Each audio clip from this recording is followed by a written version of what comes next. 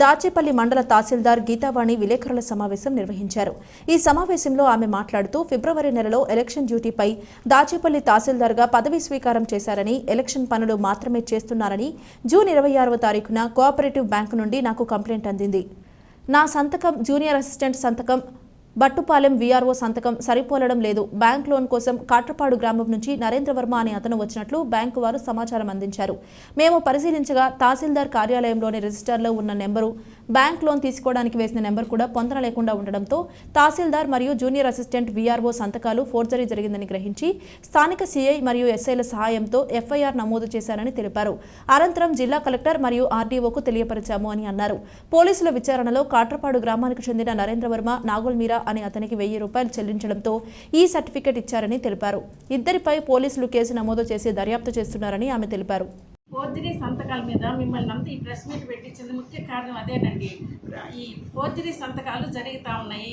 ఇట్లా మేమంతా ఒక నాలుగు నెలలు ఉంటాం, వెళ్ళిపోతాం. తర్వాత కూడా ఇదే జరగకుండా ఉండాలి అంటే మాత్రం ఇక్కడ వరకన్నా కట్టడి చేస్తే మన ప్రింట్ మీడియా కానీ, పోలీస్ డిపార్ట్మెంట్, రెవెన్యూ అందరూ ఒకటి అయ్యి దీన్ని మాత్రం ఈ యొక్క చైన్ ఎవరెవరు ఉన్నారో వాళ్ళందరినీ బయటకు లాగి ఈ సంఘద్రోగులందరినీ కొంచెం అవాయిడ్ చేస్తారనే ఉద్దేశంతోనే నేను ఈ ప్రెస్ మీట్ పెట్టుకుంటున్నానండి. నేనైతే ఇది ఆ రోజే కనుక్కున్న రోజే ఎఫ్ఐఆర్ ఫైల్ చేశాను. ఎస్ఐ గారికి, సిఐ గారికి పిలిచి రిపోర్ట్ ఇచ్చి సంతకాలతో కూడా అక్నాలజ్మెంట్ తీసుకున్నాను. మా ఉన్నతాధికారులకి అందరికీ, డిఎస్పీ, ఎస్పీ, కలెక్టర్ గారికి, ఆర్డీఓ గారికి అందరికీ కూడా నేను ఈ విషయం అంతా తెలియజేసి ఎఫ్ఐఆర్తో కూడా వాళ్ళకి మెయిల్ చేశాను.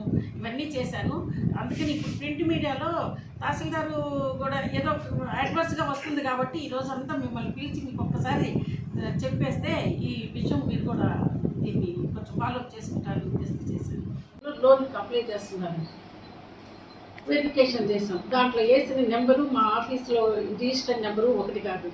సంతకాలు కూడా డిఫరెంట్గా పెట్టబడి ఉన్నాయి. విఆర్ఓ సంతకం, కన్సెంట్ బట్టుపాలెం విలేజ్ విఆర్ఓ సంతకం కాదు.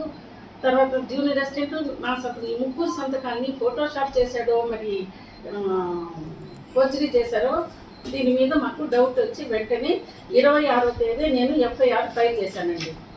ఇక్కడ ఎస్ఐని పిలిచి సిఐని ఎస్ఐని ఇద్దరిని పిలిపించి ఈ విధంగా జరిగిందంటే వెంటనే ఎఫ్ఐఆర్ బుక్ చేయమండి.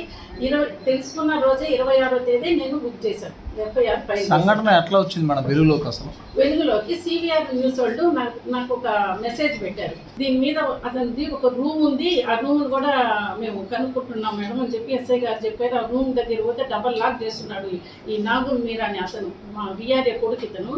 ఇతని మీదే గతంలో కూడా మేము రాకముందు కూడా ఇతని మీదే డౌట్స్ వ్యక్తపరుస్తున్నారు ఇక్కడ. సరే, దాని మీద మేము చేసామండి. కానీ ఇప్పుడు ఏమైందంటే నేను కరెక్ట్గా చేసుకోవడాను స్క్రోల్లో ఏం చేస్తున్నారంటే తహసీల్దారు పట్టించుకోవడం లేదు అంటే ఏదో తన ఇన్వాల్వ్మెంట్ కూడా ఉందనే కాడికి స్క్రోల్ చేస్తున్నారు. అది బాధాకరం. ఈరోజు మీకు ప్రెస్ మీట్ పెట్టించాము.